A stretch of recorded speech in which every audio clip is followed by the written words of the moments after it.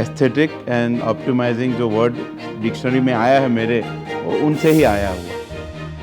Every day I used to see my mom, drawing rangolis at the entrance and celebrating every morning and evening. So that's how I connect myself to the art from the beginning. आज के माहौल में छोटी छोटी मस्जिदों में AC अगर लग जाते हैं तो जामा मस्जिद में क्यों एसी ना हो? मेरे ख्याल से आर्किटेक्चर जो है ना, it's a 50% blend of the engineering side and 50% blend of the artistic mind. अगर कोई चैलेंजेस आ रही है कहीं पे, कन्वेंशनल कोई मेथड हमें कंसिडरेशन नहीं करना है, हमारे पास वैसे फ्रीडम है, so there can do a magic.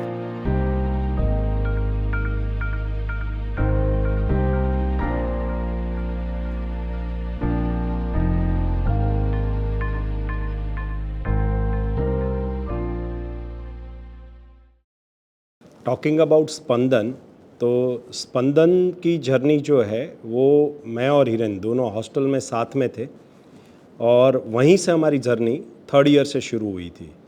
तो after 3rd year, 4th year, 5th year हम लोग छोटे छोटे प्रोजेक्ट्स कर रहे थे और उसमें जो हम लोग एकेडमिक लेवल पे जो लर्न करते थे उसी के ही साथ में प्रैक्टिकल्स वर्क भी करते थे। और उस टाइम पे स्पंदन नाम नहीं था बट साथ में काम करते थे और पर्पज़ यही था कि उनसे कुछ फंड मिल जाए ताकि हमारे जो एक्सपेंडिचर है उसमें कुछ सपोर्ट मिल जाए। सो कुछ अर्न के लिए और कुछ लर्न के लिए स्पंदन स्टार्ट हुआ था। Thank you. इसके बाद धीरे धीरे after completing BArch we started practising, और initially we started residential projects, then we started institutional buildings, and after 2008 we started healthcare works। तो 2008 से हेल्थकेयर सेक्टर में हम लोगों ने स्टार्ट किया था and till now more than 2500 bedded we have completed, more than 50 projects we have completed, and at the moment we are working with huge projects also, corporate client also, and exploring how one architect can contribute and how one architect can create a institutional healthcare building with the blend of all the engineerings and services. So it's a challenging role but we enjoy। मेरे ख्याल से architecture जो है ना, it's a 50% blend of the engineering side and 50% blend of the artistic mind। सो अगर आपके दोनों brain perfect चल रहे तो एक मास्टरपीस बनता है। बाकी पुराने ज़माने में जब ये आर्किटेक्चर कोई फील्ड नहीं था तब भी इंजीनियर लोग बनाते थे, लेकिन वो बिल्डिंग में कुछ आर्ट नहीं फील होता था। और अगर एक आर्टिस्ट को बिल्डिंग बनाने दे तो वो इतना आर्ट कर देगा, बाद में इंजीनियरिंग सोचेगा ही नहीं, तो वो भी मुमकिन नहीं है और ये भी मुमकिन नहीं है। तो दोनों को क्लबिंग करना यही आपको कॉलेज सिखाता है और यही फील्ड सिखाता है। तो उसके लिए सबसे पहले फंडामेंटल जो है वो आपको सर्विसेज को समझना, इंजीनियरिंग को समझना, वो फर्स्ट थिंग है। मुझे अगर कुछ भी चीज़ बनानी है, अगर कोई फॉर्म बनाना है तो सबसे पहले उसके फंक्शंस को स्टडी करना है। अगर मैं पर्टिकुलर हेल्थ केयर के लिए ही बात करता हूँ तो एक बड़ा हेल्थ केयर में भी इट्स अ टाइपोलॉजी कि आप इंडिविजुअल हेल्थ केयर बना रहे, you have a 15 bed only OPD base, only consulting area, then mid segment है जहाँ पे आप 50 बेड्स के यूनिट बना रहे, देन लार्ज सेटअप जहाँ पे आप 100 बेड 200 बेड बना रहे, एंड ह्यूज वन जहाँ पे आप 500 बेड 750 बेड डिज़ाइन कर रहे हैं। तो हर एक की अपने अपने वर्किंग पैटर्न है, हर एक के अपने नॉर्म्स है। आपके पास अभी आज की डेट में you have A open resources कि आप यूट्यूब है, फिर केस स्टडीज़ है, कंसल्टेंट है, वो आपको गाइड करते हैं। सो आर्किटेक्ट का रोल क्या करना है एग्जैक्टली कि उसको पहले पूरी फंक्शनैलिटी देखनी है, समझनी है, डाइजेस्ट करनी है। उसके बाद उसमें आपको हर सर्विसेज का ब्लेंड करना है।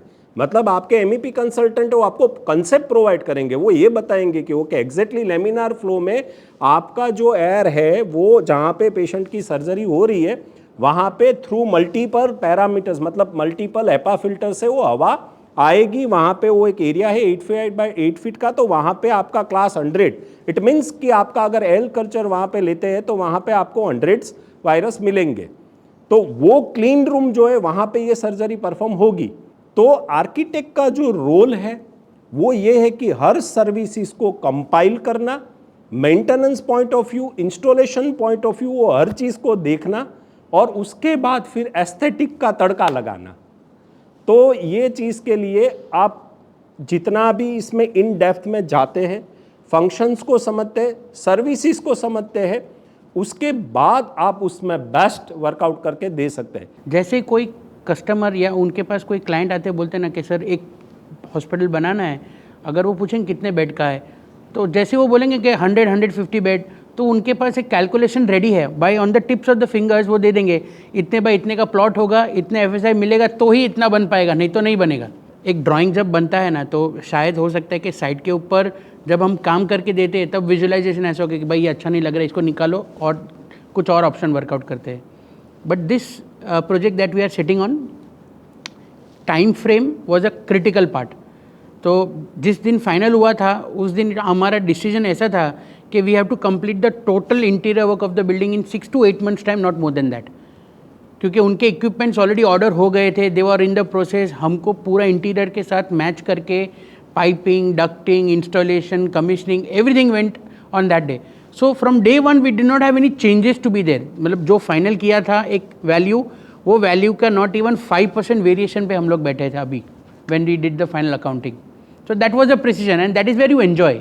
And not only in air conditioning, कोई भी सर्विसेज पॉइंट ऑफ व्यू से उसको डिलीवर करना है फास्ट, तो वो तभी डिलीवर कर पाएगा when there are no hurdles and the drawing is very crisp and precise. सबसे पहले तो ये जो बिल्डिंग बना है ना, उसमें हमें रिस्ट्रिक्शन था हाइट का। This is a low rise building and having a height only 16.5 metre. तो जब ये प्लॉट आया ना, तो ये यूनिवर्सल से पहले यही जगह मेरे एक और क्लाइंट हॉस्पिटल के लिए मुझे दिखाई थी और मैंने उसको इन फ्रंट बोल दिया, ये जगह छोड़, इसमें हाइट नहीं मिलने वाली, आगे रोड 9 मीटर का है और इसमें हमारा जो ड्रीम है वो नहीं होने वाला है।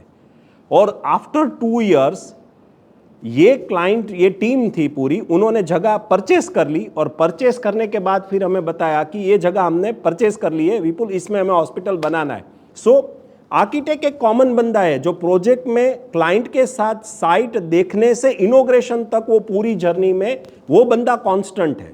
क्रिएटिव के लिए सबसे प्रायोरिटी हमें एमईपी को देनी पड़ेगी, क्योंकि एमईपी सॉल्व नहीं होगा तो क्रिएटिविटी कुछ काम लगने वाली नहीं है, कुछ ना कुछ प्रॉब्लम चालू ही रहेंगे। इसलिए समझो कि अभी जो यंग ब्रिगेड काम कर रही है, इसमें हमने कहीं कहीं जगह पे देखा है कि जस्ट एस्थेटिक पे फोकस करते हैं, इंजीनियरिंग को फोकस नहीं करते तो बाद में प्रॉब्लम आते हैं। इसलिए सबसे पहले प्लानिंग एंड एमईपी क्लियर होना चाहिए, दोनों एक दूसरे के साथ मर्ज होना चाहिए एक्चुअली, कि अपनी बिल्डिंग के लिए जो एमईपी चाहिए, अगर समझो कि कभी कभी ऐसा भी होता है कि एमईपी डिज़ाइन के टाइम पे कहीं पे प्लानिंग में चेंज करना पड़े तो करना चाहिए, पर एमईपी में कॉम्प्रोमाइज़ नहीं करना चाहिए। So we were just talking about one day, अभी एक रिसेंट इंसिडेंट ही हुआ था, मैंने उनको शायद सर के साथ शेयर कर रहा था। नॉर्मली क्या हो जाता है कि आप जब डिज़ाइन करते हैं ना, तो what happens is you look it at one angular level, कि आपके एक आईसाइट के लेवल पे आपने पूरा रूम को विजुलाइज कर दिया, लेकिन वो रूम के ऊपर और नीचे क्या है ना, वो विजुलाइज करना कभी रह जाता है। सो एक छोटा सा एग्जांपल में ही आपको दे देता हूँ कि at one of a sites the client insisted कि मेरा बेड यहाँ पर है, आप एसी ऊपर लगा दो। मैं बोला सर लगा तो देंगे, कोई दिक्कत नहीं है, लेकिन मैं आपको खाली एक एग्जांपल के तौर पे आपको समझा रहा हूँ कि आपने बेड के ऊपर अगर एसी लगा दिया तो कभी भी उसका मेंटेनेंस करना आएगा, तो जो बंदा है ये बेड हटेगा तो आपको मुझे मैन पावर देना पड़ेगा हटाने के लिए। अगर ये फिक्स हो गया तो बंदा तो इसके ऊपर ही चढ़ के सर्विस करेगा। So is it okay for you? क्योंकि ये डिज़ाइन करके निकल जाएंगे, आने वाले 10 साल तक वो सिस्टम को हम संभाल रहे हैं, और तब हम कस्टमर को ये नहीं बोल सकते सर आर्किटेक्ट ने बोला था इसलिए हमने लगा दिया, अभी आप उनसे बात करो। नहीं, कभी कभी होता है ऐसा कि डिज़ाइन और सर्विस एरियाज क्लैश होते हैं। हम डिज़ाइन में कॉम्प्रोमाइज़ कभी ऐसा सोचते हैं कि नहीं करना है, और सर्विस में भी नहीं करना चाहिए, तो फिर हम उसमें काफ़ी सारा एफर्ट करके कुछ सॉल्यूशन निकालते हैं कि चलो इसमें डिज़ाइन भी कॉम्प्रोमाइज़ नहीं हो रही है और सर्विस एरिया भी प्रॉपर रिजल्ट हो रहा है। इशू क्या होता है कि ये फीडबैक आया था जो वेंडर ने एसी लगाया था, तो कई बार क्या होता है कि ऐसे कंप्लेन आती है, आप कभी भी जाते हो ना तो आपके वहाँ पे एडमिन जो रहते हैं वो बोलते हैं कि एसी अच्छे, कूलिंग अच्छा होता है, लेकिन कई बार पानी गिर जाता है और वो हाई बोलते हैं। This is the very common है कि पानी गिरता है। हम लोग ये सोचते हैं कि अरे यार जनरल मार्केट का ये बेस्ट ब्रांड है, लेकिन क्यों ऐसा हो रहा है? कहीं पे डिज़ाइन में हमने कुछ चूक किया या तो फिर कुछ और मुझे सीखना है। तो जब इंटरेक्शन होता है ना तो आपको पता चलता है। सो हम ग्राउंड रियलिटी पे जाते हैं।